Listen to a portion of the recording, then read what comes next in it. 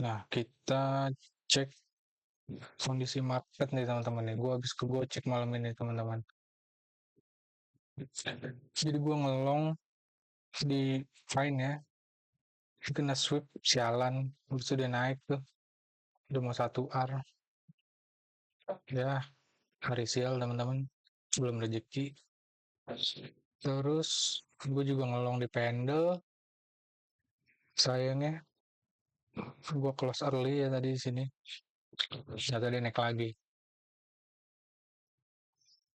Nah teman-teman, gue mau update soal Bitcoin nih. Jadi pertanggal hari ini ya teman-teman ya, hari Senin pagi nih, Bitcoin masih sideways. Kalau dilihat secara daily sih, atau bahkan weekly nih, gue lihat chart yang bersih nih. Secara weekly dia sangat-sangat bullish teman-teman. Sangat-sangat bullish ya. Ini efek tarif, drawdown-nya udah diselesaikan. Drawdown sebesar 30% ya, kurang lebih. Dibalas dengan 1 minggu kemarin rally ya. Dia berhasil bounce. Nah, beritanya adalah yang men-trigger pullback ini adalah pertemuan delegasi Amerika dan Cina untuk membahas trade deal gitu ya. Dan akhirnya benar ya, ada penurunan tarif dari kedua negara tersebut. Itu bisa mendrive Bitcoin dia mendekati all time high-nya gitu. Nah, menurut gue untuk dia bisa break atau menciptakan all time high baru,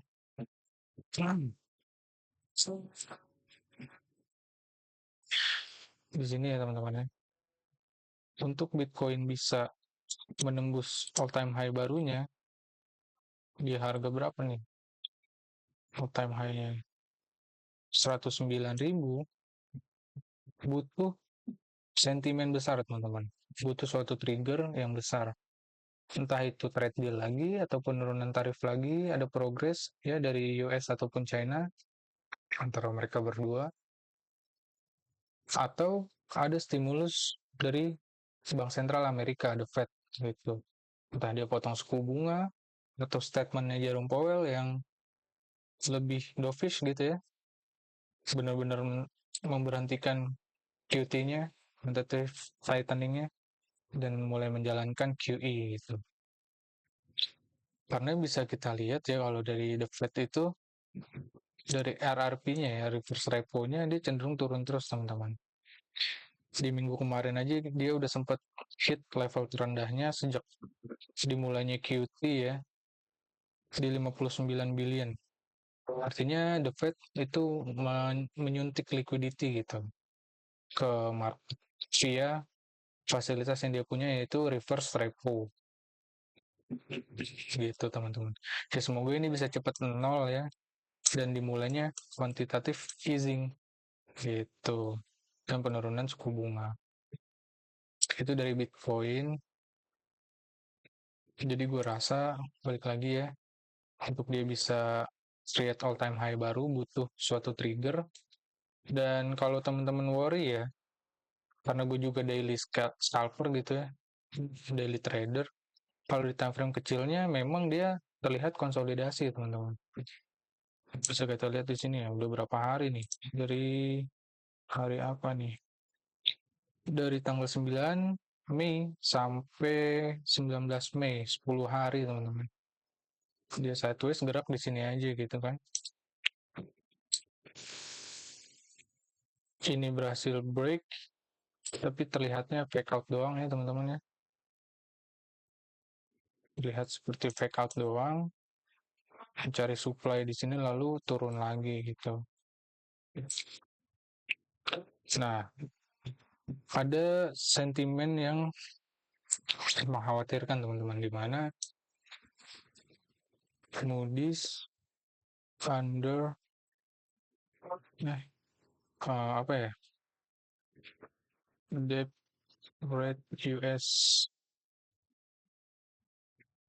by Moody. Nah ini dia,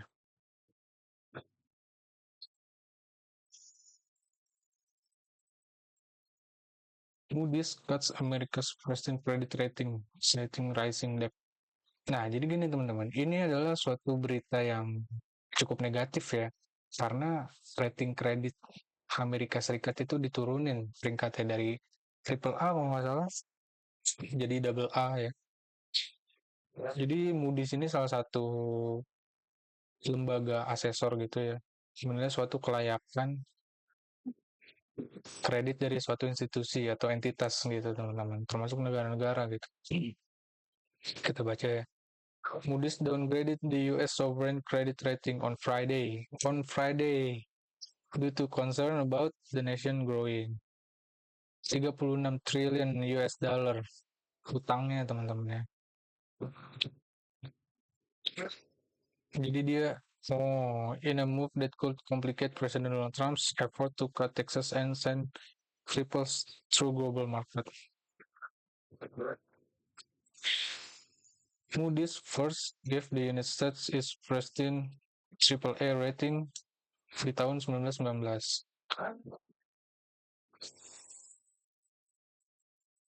Nah, dari tahun 1919 Amerika itu rating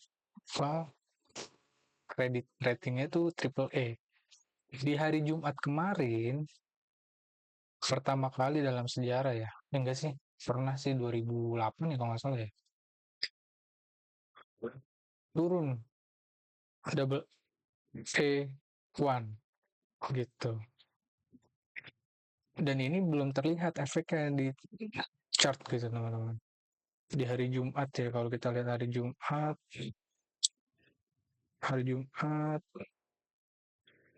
Friday, ini cuma segini doang teman-teman yang di hari Jumat nih. Sini doang nih.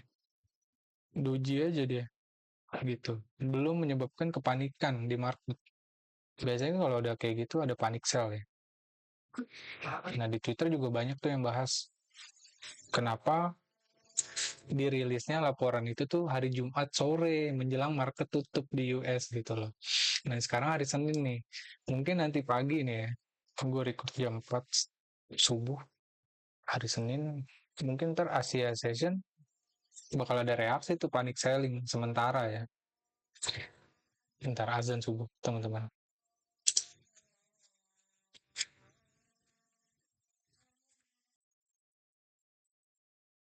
Oke kita lanjut ya teman-teman, tadi potong azan.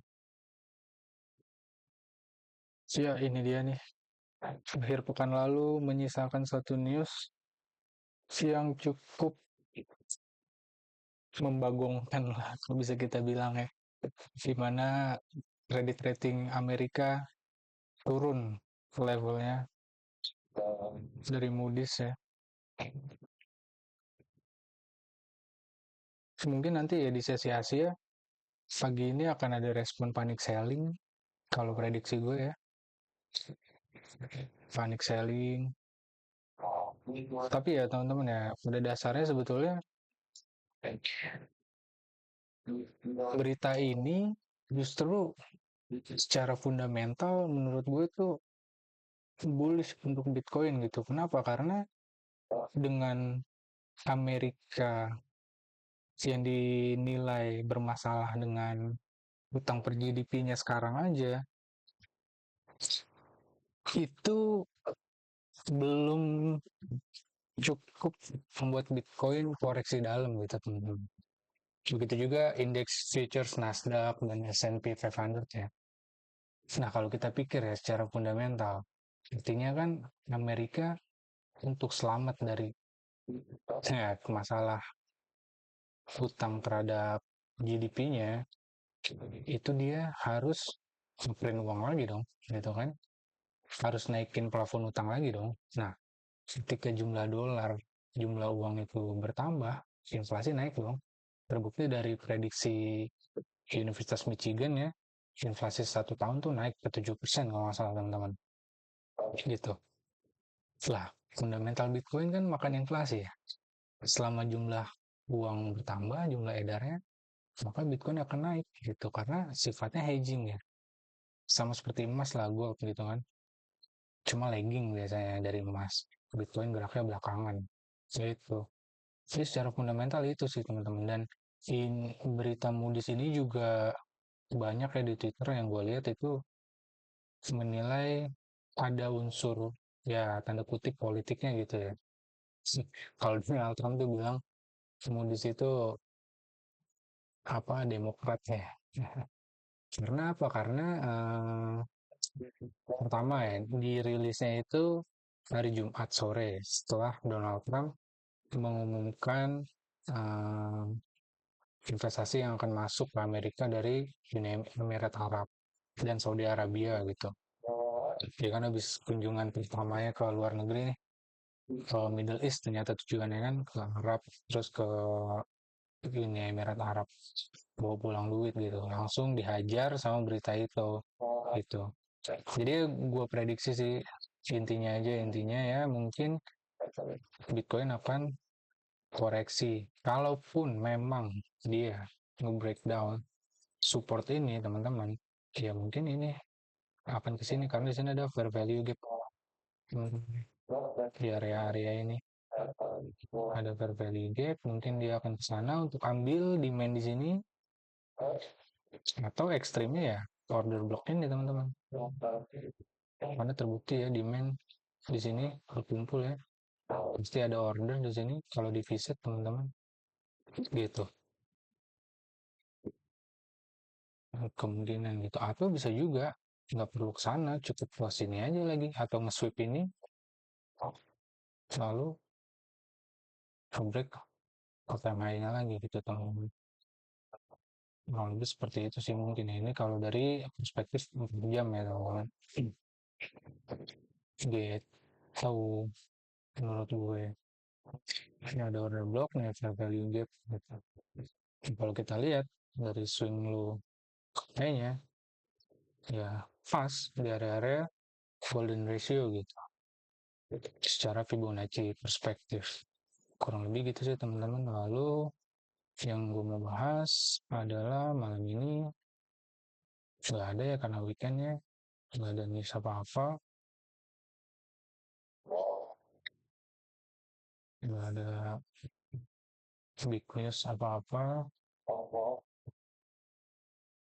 Terus upcoming news di minggu ini nanti pagi ada ya, news dari Cina, ada ini juga ya nanti malam teman-teman ada member The Fed ngomong walaupun bukan Jerome sih. Nah ini bisa gerakin market nih statement-statement member The Fed. Kita lihat aja masih bisa hawkish nggak mereka nih. Udah diturunin credit ratingnya masih hawkish gitu kan. Mungkin big newsnya ada di hari, nah mungkin ini nih, hari apa nih?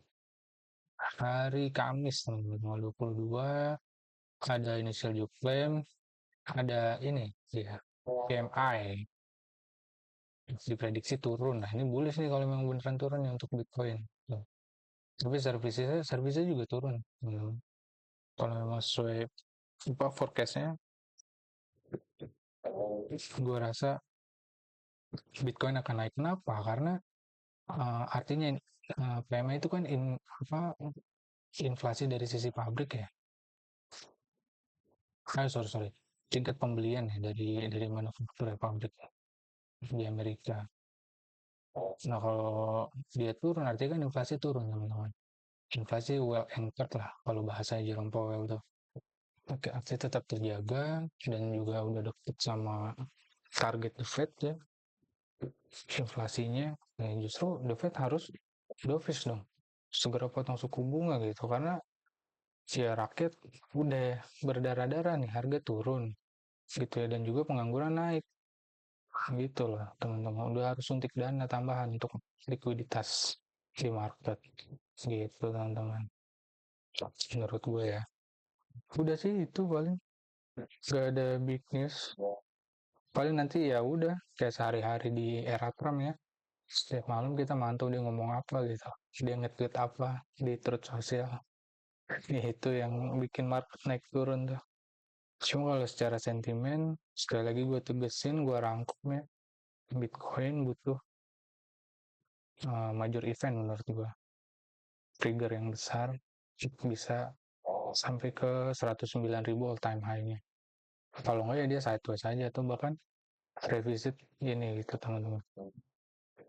Gitu. Menurut gue untuk altcoin kita lihat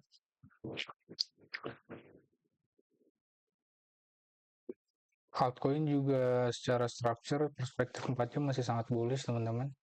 Kelihatannya di sini ada higher low, dia create higher high. Gitu teman-teman. Sekarang lagi fase pullback, ini kelihatan udah ada engagement.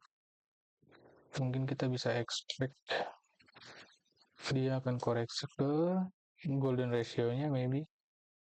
Kita tinggal tarik aja Fibo swing low ke swing high daerah-daerah sini teman-teman ya, total 3 kurang lebih begitu ya. Itulah kurang lebih update singkat dari gue. Insya Allah ya, kalau gue konsisten ya, semoga konsisten. Gue akan bikin ini setiap hari sih harusnya ya, atau enggak setiap hari sih kalau memang ada pergerakan yang masif lah gitu teman-teman. Dan gue juga masih belajar, kita sama-sama diskusi aja di channel ini. Kalau gue ada salah atau lo punya pendapat yang berbeda, nggak apa-apa, kita diskusi aja di kolom komen ya. Jangan lupa subscribe sama komen ya. Like juga, gue lagi bangun channel nih gitu teman-teman. Oke, thank you, itu aja, bye bye.